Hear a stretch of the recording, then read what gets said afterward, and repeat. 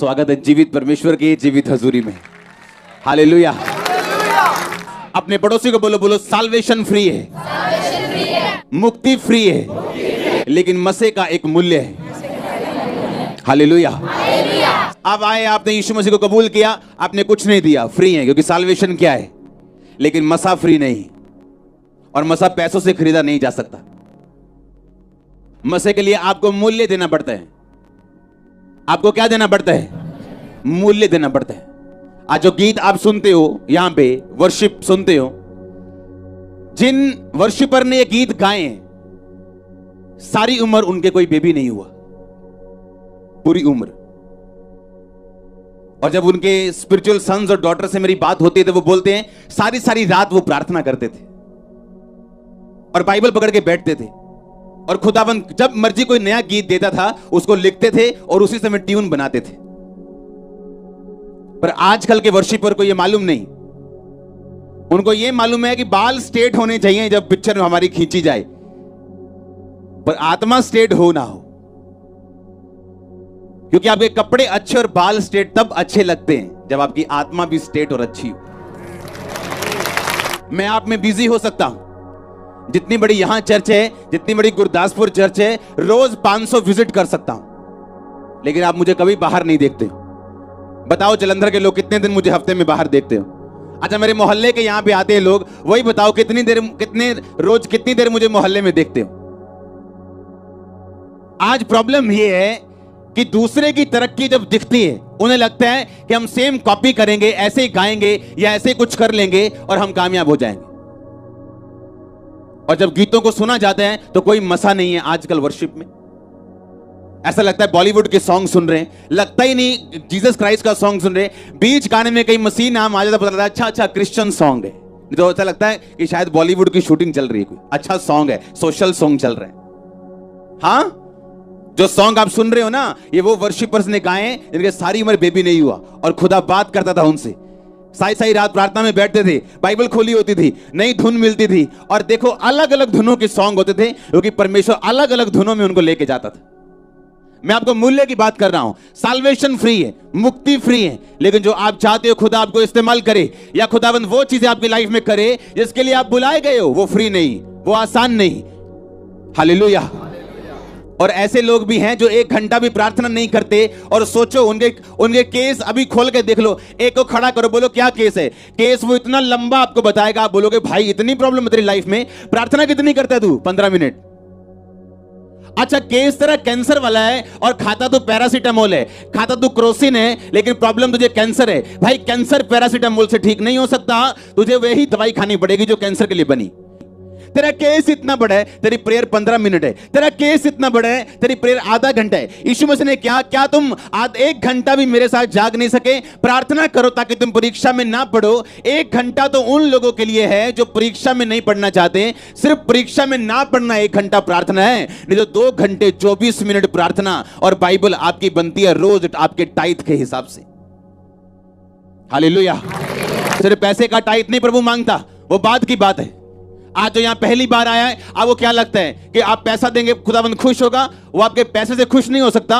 पैसा उन लोगों के लिए, बीज उन लोगों के लिए जो खुदाबंद को अपना दिल दे चुके हैं, जो जिन्हें मालूम है कि ये पैसा कहां जा रहा है और क्यों जा रहा है। आज लोग प्राइस नहीं पे करना चाहते, मूल्य अदा नहीं करना चाहते। कितने लोग हैं, हर बंदा वेकेशन मनाने के लिए जाना चाहता है, छुट्टियां मनाने जाता है, अच्छी बात है जाओ, लेकिन कितने लोग हैं जो हफ्ते में 1 दिन नाइट प्रेयर करते हैं, फुल नाइट? कितने लोग हैं जो महीने में 1 दिन नाइट प्रेयर करते हैं? हम ये कहते हैं कि हम जीसस क्राइस्ट के क्या हैं, फॉलोअर्स, हम यीशु मसीह को फॉलो करते हैं जी। अच्छा, यीशु मसीह को फॉलो तो करते हैं, लेकिन यीशु मसीह जैसी एक भी बात हमारी लाइफ में नहीं। चेले चुनने से पहले यीशु मसीह ने क्या किया था? क्या किया था? प्रार्थना की थी, की नहीं की? हाँ, हीलिंग करने से पहले प्रेयर की, हीलिंग करने के बाद प्रेयर की, चेले चुनने से पहले प्रेयर की, क्रूज पे चढ़ने से पहले प्रेयर की, हर काम से पहले उसने प्रार्थना की। एक अच्छा क्रिश्चियन प्रार्थना से शुरुआत और प्रार्थना से अंत करता है, अपने दिन का, अपनी लाइफ का, अपनी मिनिस्ट्री का, हर एक चीज का। पतरस और यूहन्ना प्रार्थना करने के लिए कहां जा रहे थे? लिखा परमेश्वर के भवन में जा रहे थे। और जब प्रार्थना करने के लिए जा रहे थे तो रास्ते में एक लंगड़ा दिखाई दिया जिसको उन्होंने चलाया। वो लंगड़ा चलाने के लिए जा रहे थे या प्रार्थना करने के लिए जा रहे थे? उनका पहला काम था प्रार्थना करना। इसलिए नहीं कि लंगड़ा चले, इसलिए कि जब परमेश्वर के साथ आपका संबंध होता है और आप पाप में नहीं होते तो आप प्रार्थना करते हैं, क्योंकि प्रार्थना वही बंदा नहीं करता जिसको मालूम है मेरी जिंदगी में ऐसा पाप है जिससे परमेश्वर खुश नहीं। प्रार्थना ना करना एक कमी नहीं, बोलो अपने पड़ोसी को, कमी नहीं। प्रार्थना ना करना क्या है? कमी नहीं। क्या है? एक पाप है। एक पाप है प्रार्थना। आदम और हवा ने तब प्रार्थना बंद की थी जब वो गिर गए थे, और परमेश्वर ढूंढने के लिए बोला आदम तू कहां है? उसने कहा मैं छुप गया था। क्यों छुपा? क्योंकि मैंने वो काम कर लिया जो तूने करने के लिए मना किया था। आज कलीसिया को दर्शन नहीं आ रहे, आज कलीसिया को स्वप्न नहीं आ रहे, आज दर्शनों स्वप्नों की तरह परमेश्वर बात नहीं करता। क्यों? प्रार्थना की कमी की वजह से। उसने कहा तुम मुझसे प्रार्थना कर, मैं तेरी सुन के बड़ी और कठिन बातें तुझे समझाऊंगा जो तू अब तक नहीं समझता। लूका की 18 में परमेश्वर ने कहा मैं तुम्हें एक एग्जांपल देता हूं। एक नगर में एक विधवा रहती थी और एक अधर्मी, एक पापी, न्यायी यानी एक ऊंचा पद वाला व्यक्ति रहता था। वो विधवा रोज उसके पास जाके बोलती थी मेरा न्याय चुका। यीशु मसीह ने कहा कितने समय तक तो उसने नहीं माना, पर एक दिन उसने क्या सोचा कि मैं क्यों ना इस विधवा का काम कर दूं, क्योंकि ये बार बार मेरी नाक में दम कर रही। यीशु मसीह ने कहा देखो वो अधर्मी, वो पापी क्या सोचता है, तो क्या मैं अपने चुने हुओं का न्याय नहीं करूंगा? क्या वो जो दिन रात मेरे नाम की दुहाई देते हैं, क्या मैं उनकी प्रार्थना नहीं सुनूंगा? आपका परमेश्वर जीनी नहीं जो आप विश मांगे और पूरी कर दे। आपका परमेश्वर सच्चा परमेश्वर है जो अपने बच्चों को आलसी और विश मांगने वाले मूर्ख नहीं बनाना चाहता, जो कहता मांगो तो दिया, ढूंढो तो तुम, और खटखटाओ तो तुम्हारे लिए खोला जाएगा। एक चर्च एक अच्छे साउंड का या अच्छे अरेंजमेंट का नाम नहीं। No no no no no, ये चर्च तब से सामर्थ्य है जब साउंड शुरू भी नहीं हुआ था, जब माइक हेलो हेलो भी नहीं होती थी, बिना बक्से की मीटिंग होती थी और इतनी ही सामर्थ्य होती थी। आज कितने लोग हैं जो नाइट प्रार्थना करते हैं, कितने लोग हैं जो रोज प्रार्थना करने के लिए आते हैं, कितने लोग हैं जो रोज 2.5 घंटे ज्यादा प्रार्थना करते हैं? बहुत कम, इसलिए रिजल्ट कम है। टेस्टिमनी भी 1 लाख लोगों में से 10,000 लोगों की है। परमेश्वर ने कहा सुसमाचार सबके मन में विश्वास के साथ नहीं बैठा, क्योंकि सुनने वाले ने उसे ग्रहण नहीं किया। एक बंदा बैठा है, सेम गवाहियां सुन रहा है, सेम वचन सुन रहा है, सेम सब कुछ देख रहा है, पर एक बंदा विश्वास के साथ रिसीव कर रहा है कि नहीं, मैंने परमेश्वर के सामने कोई कंडीशन नहीं लगानी कि पहले ये काम करेगा मैं तुझे मानूंगा। बाइबल कहती है वो सब कुछ पूरा कर चुका और कहता अगर तू विश्वास करे तो मैं तेरी जिंदगी में काम करूंगा। That's it. हालेलुया। आज यूथ प्रार्थना किस लिए कर रहे हैं? आज वो रोजे किस लिए रख रहे हैं? मुझे मसा चाहिए। मसा चाहिए कि खुदा चाहिए? मसा चाहिए कि खुदा चाहिए? अगर खुदा होगा तो मसा अपने आप आ जाए, अकेला मसा होगा वापिस चला जाए। खुदा चाहिए कि मसा चाहिए? हमेशा मैं बोलता हूं लोगों की कामयाबी को मत देखो अकेला, उस कामयाबी के पीछे उसके मूल्य को देखो जो उसने अदा किए। आमीन। उसका मूल्य जो उसके पीछे अदा किया गया वो देखो। मैं लोगों को बता दूं कि जब प्रार्थना के रूम में हम जाते थे, आज भी तो 8 घंटे जब बैठते हैं बिना विषय के प्रार्थना करते हैं, बिना विषय के बैठे हैं, वर्शिप, प्रेयर, बाइबल, बिना विषय के। जब आप उठते हो मॉर्निंग तब हमारी गुड नाइट शुरू होती है, जब आप सोते हो तो प्रार्थना की जिंदगी हमारी शुरू होती। हालेलुया। बाइबल कहती है यीशु मसीह सारी रात प्रार्थना करते थे, लिखा पहाड़ पर सारी रात उसने बिताई।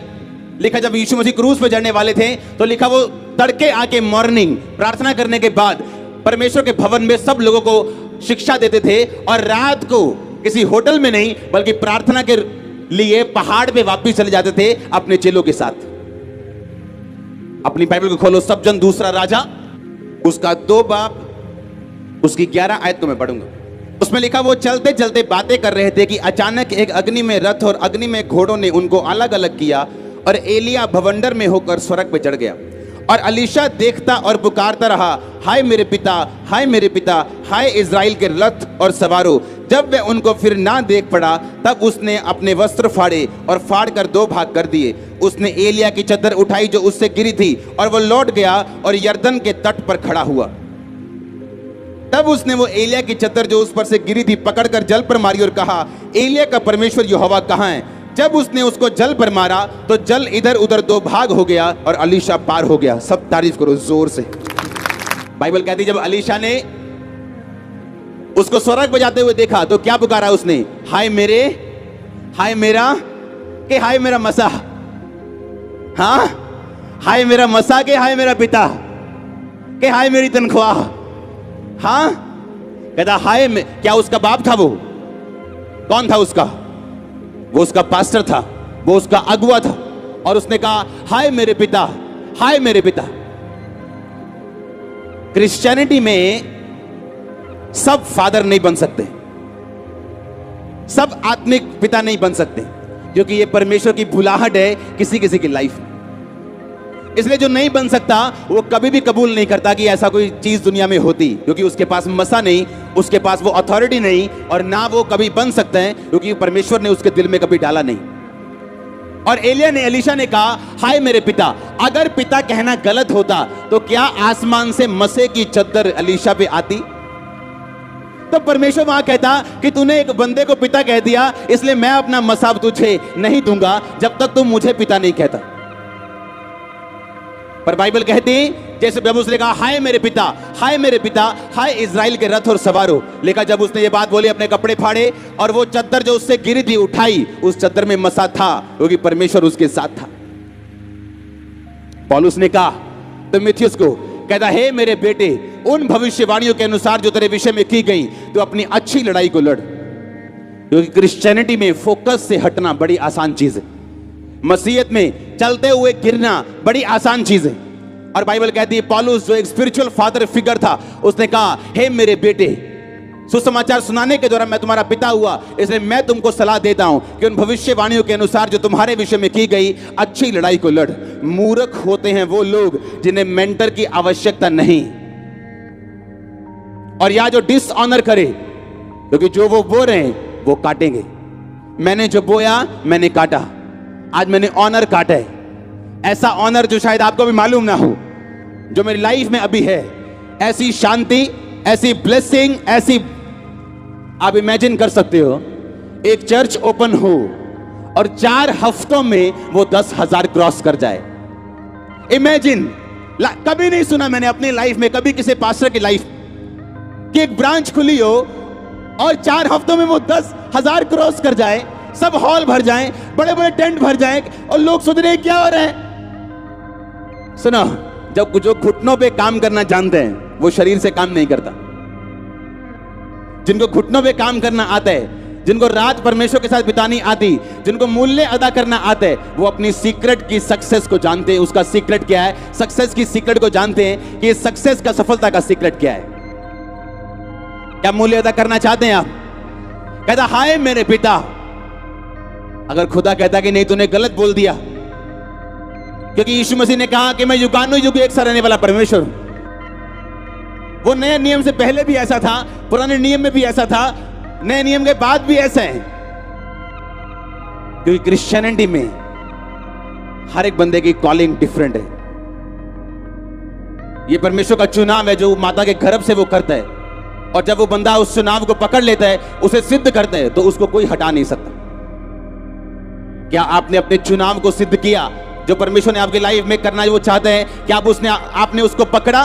क्या आप सोचते हो बिना प्रार्थना क्या आप उसको पकड़ पाओगे? क्या बिना प्रार्थना आप उसको हासिल कर लोगे? आप क्या चाहते हो मायने नहीं करता। आपकी प्रेयर कितनी है उसके साथ। कौन नहीं चाहता ब्लेस होना, इस्तेमाल होना, मसे में जाना? कौन नहीं चाहता? पर हर बंदा पहुंचता नहीं। क्यों? आपको उसके साथ मूल्य अदा करना पड़ता है। आज जो गाड़ी में आया वो कहता मैं बड़ी गाड़ी में आऊं, बड़ी गाड़ी वाला कहता उससे बड़ी में आया हूं। हाँ, जो साइकिल पे आया होता है बाइक पे आऊं। आपके चाहने से कुछ नहीं होता, आपके पास करेंसी होनी चाहिए। उसी तरह आत्मिक करेंसी आपकी प्रार्थना है। प्रार्थना आपको करेंसी देती है, प्रार्थना आपको पैसा देती है आत्मिक। आप जो चाहे उससे खरीद सकते हो, जो चाहे मांग सकते हो, वो आपको देगा। उसने कहा अगर वो विधवा का न्याय कर सकता है, एक अधर्मी, एक पापी, क्योंकि विधवा बार बार जाके उसे तंग कर रही है कि मेरा काम कर। यीशु मसीह ने कहा जो दिन रात मेरे नाम की दुहाई देते हैं, दिन रात प्रार्थना करते हैं, क्या तेरा पिता उनके विषय में देर करेगा? क्या वो उनकी प्रार्थना को कबूल नहीं करेगा? कहता वो करेगा जो दिन और रात उसके नाम की दुहाई देते हैं।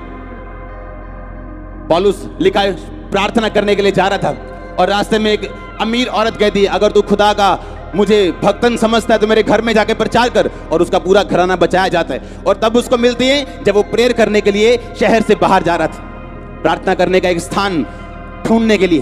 क्योंकि प्रार्थना करने का एक वैल्यू थी, एक महत्व था, एक स्थान था, एक एक बड़ा स्थान था प्रेयर का। ये नहीं सब काम पूरे हो गए, कुकर में दाल रखी, हाँ, और याद है अभी 2 सीटी हो गई, 3 हो गई, 4 हो गई, और साथ में प्रेयर भी धोखा भी दे रहे खुदा को, साथ में धोखा भी चल रहा है, साथ में कुकर की सीटियां 6 हो गई, 7 हो गई, अलाई ये रहा कुकर दो कुड़िए दाल ला दे, हो गया 7 सीटियां। कौन सी प्रेयर है ये? कौन सी प्रेयर है ये? मेरे बच्चे जानते जब रात को पापा ने प्रार्थना करना है पीछे नहीं जाना है। मेरी वाइफ जानती टाइम हो गया प्रेयर का, अब मॉर्निंग मिलेंगे तड़के, अब नाइट प्रेयर में कोई फोन नहीं, कोई काम नहीं, कोई जो मर्जी हो जाए, कोई काम नहीं। एक बंदा आया मेरे पास, मेरे को इमरजेंसी है, आपको पता नहीं मेरे को, मैंने कहा जितनी मर्जी इमरजेंसी हो, अगर मैं तुम्हारी इमरजेंसियों में बाहर निकलना शुरू कर गया प्रार्थना में, मैं कभी प्रेयर नहीं कर पाऊंगा, और फिर कितने दिन टिक पाऊंगा। प्रार्थना करता कि तू परीक्षा में ना पढ़े, कोई इमरजेंसी नहीं प्रार्थना के टाइम।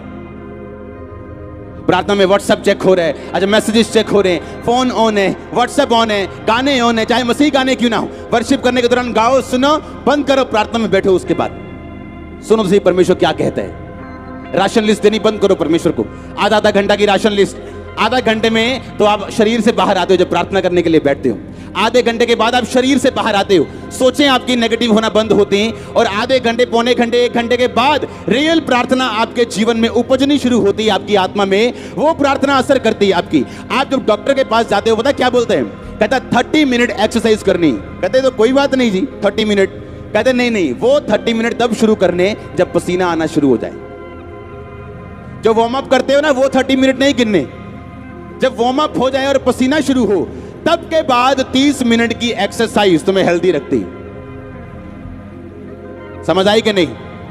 अरे जो आप बैठते हो ना प्रेयर में, अभी तो आपके दिमाग में संसारिक बातें नहीं जा रही, आपके पड़ोसी ने क्या कहा, दुश्मन ने क्या कहा, किसी ने आपके बारे में क्या कहा, अभी तो वही दिमाग से नहीं निकला और आपकी प्रार्थना खत्म हो गई शुरू होने से पहले। फिर कहना है असर नहीं होया एक्सरसाइज, पता नहीं मोटे थे मोटे ही।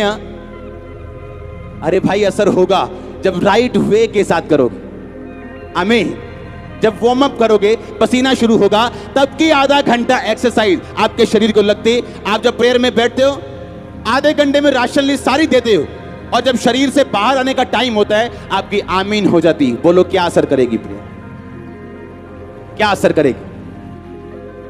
आप जब प्रेयर में बैठते हो, अगर आप सीरियस हो प्रेयर में, 1 घंटा तो अभी हेलो हाय करने में निकलेगा आप, उसके बाद थोड़ी बातें शुरू होंगी, आमीन। और जब ऐसी प्रार्थना करनी आदत पड़ जाएगी ना, आपको रिजल्ट लेने की आदत पड़ जाएगी, आपकी लाइफ डिफरेंट होगी, वो नजर भी आएगी, अलग होगी। मैंने कहा वो लाइफ अलग नजर आएगी आपकी ब्लेसिंग अलग होगी। हाँ, ब्लेसिंग अलग होगी आपके लोगों से। वो स्ट्रगल जो लोग करते आप नहीं करेंगे उसे। आधा घंटे में तो भी हेलो हाई नहीं शुरू होती, आप शरीर से बाहर आना शुरू होते हो, गंदी बातें आपके दिमाग से जानी शुरू होती, व्यभिचार की बातें खत्म होनी शुरू होती, आप बैठते हो और सब तरह के विचार आपके दिमाग से निकलने शुरू होते हैं, और तब जाके आप वार्म अप होते हो आत्मा में, और तब प्रेयर आप बंद कर देते हो। कुछ तो सोच रहे हम तो वार्म अप भी नहीं करते, हाँ इधर घंटा भी नहीं करी थी, इधर आगे भी गल्लां दसी जाती। मैंने प्रभु को पूछना रोज कि परमेश्वर क्यों मेरा हल नहीं करता तू, और पवित्र आत्मा ने कहना अपनी प्रार्थना बढ़ा। क्योंकि गोल से टेबल के ऊपर ऐसे हाथ रख के 15-15 मिनट 20-20 मिनट में 3 बार प्रार्थना करता था रोज, और 15 मिनट में 10 बार घड़ी देखता था, 3 बार मोबाइल देखता था। कितने मिनट हो गए? अच्छा 7:30 हो गए, अच्छा 12 हो गए, अच्छा 14 हो गए, बस 1 मिनट रह गए। ऐसे शुरू की प्रेयर में, और धीरे धीरे परमेश्वर का आत्मा लेके जाता रहा। मुझे एक इंग्लैंड से एक पास्टर, मैं फोन पे उनसे बात कर रहा था, उन्होंने कहा जो आपकी लाइफ में हो रहा है ये लोगों को मालूम हो ना हो, लेकिन हमने देखा है। आप सारी रात प्रेयर में होते थे, और जब आपके रूम में हम जाते थे तो आपके रूम में खड़े नहीं होता था, इतना मसा होता था, हमने देखा है। और जब वो रूम में आने लगे, उन्होंने मुझे बताया, मैं भूल गया था, उन्होंने खुदा ने मुझे कहा अपनी जूती और अपनी जुराबें उतारो इस रूम में, फिर एंटर कर। और कहते जब मैं रूम में एंटर हुआ, मुझसे खड़ा नहीं होया जा रहा था। कहते हमें कोई हैरानी नहीं होती जब हम खंबरा के कामों को सुनते हैं, आपके कलीसिया के कामों को सुनते हैं, गुरदासपुर को सुनते, कहते हमें हैरानी नहीं होती। अगर ना हुआ होता तो हैरानी होती, हमें कोई हैरानी नहीं होती, हमने देखा है। हालेलुया। अगर आप एलीशा को, एलिया को देखो, अलीशा ने मूल्य अदा किया कि नहीं किया? वो कोई माइक पकड़ने वाला असिस्टेंट नहीं था वहां, लेकिन हाथों और पैरों को धुलाने वाला व्यक्ति था। एलिया के हाथों और पैरों को धुलाने वाला एक सेवक था, और अपना मूल्य उसने अदा किया। और बाइबल कहती है जब वो ऊपर जाने लगा तो बोला, हाय मेरे पिता, हाय मेरे पिता। आप तैयार है मूल्य अदा करने के लिए? तैयार है प्रार्थना करने के लिए? क्या आपको पवित्र आत्मा चोट नहीं देता? क्या आपको थप्पड़ नहीं मारता वो? कि आपका बेटा आपके सामने नशे करता है और आपकी प्रार्थना लाइफ 15 मिनट की है? क्या शर्म नहीं आती? कि आपके सामने आपके घर पे शैतान अटैक करता है बीमारियों के, और आपकी प्रार्थना आधे घंटे की? क्या शर्म नहीं आती? क्या शैतान पे गुस्सा नहीं आता? जिस बंदे को बेइज्जती फील नहीं होती वो कभी भी ऊपर के लेवल पे नहीं जाता, याद रखना। जिस आदमी को अपनी बेइज्जती फील नहीं होती उसकी दोबारा होती। दाऊद ने बेइज्जती फील की, कहता मेरी बेइज्जती हुई। क्यों? नंगे पांव भागना पड़ा उसे। पता है कि नहीं पता? सिर पे टाट रख के नंगे पैर एक देश का राजा भागा। क्यों? क्योंकि उसने एक औरत के साथ व्यभिचार किया। उसे अपना करने के लिए उसके पति को जानबूझ के मरवा दिया कि तू जाके मेरी लड़ाई में सबसे आगे खड़ा होगा। और खुदा के नबी ने कहा कि खुदा ने तुझे माफ किया व्यभिचार के लिए क्योंकि तूने माफी मांग ली, पर इसकी सजा, इसके जो लक्षण, इसके जो असर होगा वो माफ नहीं किया। तुम 100वीं पौड़ी तक पहुंच के गिर गए, खुदा तुझे माफ करेगा और बोलेगा चढ़ दोबारा, पर दोबारा तुम्हें 100वीं पौड़ी पे डायरेक्ट नहीं रखेगा, ABCD फिर शुरू करनी पड़ेगी। अब खुदा ने कहा अबशालोम तेरे खिलाफ होगा, और बाइबल कहती है उसका बड़ा बेटा उसके खिलाफ शुरू हुआ बोलना, और लोगों को दिल में डालने लगा अगर मैं तुम्हारा राजा होता तो अच्छा न्याय करता। और उन्हें उसे मालूम हो गया अबशालोम मेरे खिलाफ है और मुझे मारने लगा, तो नंगे पांव लिखा वहां से भागा वो, और उसने अपनी बेइज्जती को महसूस किया। रास्ते में उसका दुश्मन मिला, बोला ओ ओछे, ओ व्यभिचारी, तूने जो शाऊल को मारा था खुदा ने बदला लिया, जबकि ऐसा नहीं था। पर दाऊद ने कहा इसको मत मारना, इसकी बेइज्जती का बदला मत देना, क्योंकि जो कुछ हो रहा है ये खुदा की ओर से हो रहा है। मैं गिरा हूं, मैंने व्यभिचार किया, इसलिए मैं इसका मूल्य अदा करूंगा। अगर बेइज्जती फील नहीं करता वो, तो क्या पवित्रता में बढ़ता? क्या खुदा को भजन संहिता 51 में कहता जूफा से मुझे शुद्ध कर तो मैं शुद्ध हो जाऊंगा? क्या वो कहता परमेश्वर को उदार आत्मा देके मुझे फिर संभाल, अपने पवित्र आत्मा को मुझसे अलग ना कर? कभी नहीं कहता। पर उसने परमेश्वर के साथ मेल मिलाप किया, अपने पापों की माफी मांगी, और खुदा ने फिर उसे इज्जत दी। बेइज्जती फील की। आज लोगों को कोई बेइज्जती फील नहीं होती। उनका बेटा जो मर्जी करे उनको बेइज्जती फील नहीं होती, बेटी जो मर्जी करे बेइज्जती फील नहीं होती। उसको मार पीट लेंगे लेकिन कभी प्रार्थना नहीं करेंगे, बैठ के घुटने पे आके खुदा को बोलेंगे नहीं कि इसकी लाइफ चेंज कर, मेरे पति की लाइफ चेंज कर, मेरे घर की लाइफ चेंज कर, मेरे हालात बदल। कभी प्रार्थना में नहीं बैठेंगे क्योंकि आपको बेइज्जती महसूस नहीं होती, आप ढीठ हो गए हो। वो ढीठ बच्चे हो जाते ना, उनको जितना मर्जी मारो कोई असर नहीं, पीटो कोई असर नहीं, ढीठ हो जाते आत्मा में। आप ढीठ बच्चों की तरह बन जाते हो। आपकी जितनी मर्जी शैतान बेइज्जती करता जाए आपको महसूस नहीं होती, आप डंगर चमड़ी बन गए। शैतान आप पे अटैक करे आपको महसूस होना चाहिए ये कहीं कुछ गड़बड़ है। आप खुदा की हुजूरी में जाओगे, अपने आप को करेक्ट करोगे, अगर वो आपकी बेहतरी के लिए हो तो आप फिर से प्रार्थना करोगे और प्रेयर में बढ़ोगे। क्या आपको महसूस होता है कि आपकी लाइफ में क्या कमी है? क्या आपको महसूस होता है कि जो आपकी लाइफ में शैतान कर रहा है या एक मिसमैनेजमेंट की वजह से हो रहा है, क्या आपको उसको सुधारना है या प्रार्थना में जाना है या उस बोझ के साथ खुदाबंद के सामने जाना है? क्या आपको महसूस होता है कि नहीं होता? आप चुप है आज, क्या हो गया? हाँ, सब प्लान कर रहे हैं यार, रोज प्रार्थना करनी शुरू करिए। हाँ, सब प्लान कर रहे हैं। आमीन, हालेलुया। सब प्लान कर रहे हैं, हर बंदा प्लान कर रहा है। हाँ, जो 8 घंटे वाला वो 10 घंटे की प्लानिंग कर रहा है, जो 0 वाला वो आधे घंटे से शुरू कर रहा है। वो कलीसिया किस काम की जो प्रार्थना न करना जानती? किस काम की वो? क्या वो कलीसिया है? नो। पतरस बचाया गया क्योंकि कलीसिया लो लगा के प्रार्थना कर रही थी। खुदा का एक चेला मारा गया क्योंकि कलीसिया ने प्रार्थना की जरूरत तब समझी नहीं थी। जब वो मारा गया और पतरस को भी उठा लिया, तब कलीसिया को समझ आया कि हम में कमी है, हमने प्रेयर नहीं की। हमें लगा खुदाबंद के सेवकों के लिए प्रार्थना की जरूरत नहीं, ये तो खुद लोगों को चंगा करते हैं, इनके लिए प्रेयर की जरूरत नहीं। तब कलीसिया को समझ आया कि नहीं, जैसे हमें इनकी प्रार्थना की जरूरत है वैसे ही इनको हमारी प्रार्थना की जरूरत है। मुझे आपकी प्रार्थना की जरूरत है, हाँ, रोज करना मेरे लिए। हालेलुया। आप करोगे प्रार्थना रोज अपने लिए, खुदाबंद के लोगों के लिए। आमीन। अपनी बेइज्जती को महसूस करना, जो शैतान ने आपकी लाइफ में अटैक किया उसकी बेइज्जती को, उसकी गर्माहट को महसूस करना, उसकी सीरियसनेस को महसूस करना, और तब बैठना घुटनों के भार कि मैं जानता हूं हल होने वाला है। अब मैं बैठ गया हूं खुदाबंद की हुजूरी में, अब हल होने वाला है, अब शैतान अटैक ना करने पाएगा, शर्मिंदा ना करने पाएगा। आमीन। मैंने बड़े काम देखे अपनी पर्सनल लाइफ में, बहुत बड़े, जो मेडिकली पॉसिबल नहीं। उससे पहले प्रार्थना भी देखी, मेरे लोगों ने प्रेयर देखी, खुदाबंद की हुजूरी में कैसे बैठा जाता घंटों। इमरजेंसी प्रार्थना मत करो। लोगों को मैंने देखा इमरजेंसी प्रार्थना करते, आज किडनी खराब है, आज 3 दिन रात के रोजे रखे प्रार्थना कर रहे। No no no no no. जब आपको स्टपनी पे चलने की आदत पड़ जाए, किसी दिन स्टपनी भी पंचर निकलती है आपकी घर। एस्तर तब प्रार्थना नहीं की उसने जब वो फंस गई कि आज मेरे लोग मारे जाएंगे। उसको बचपन से प्रार्थना करनी आती थी।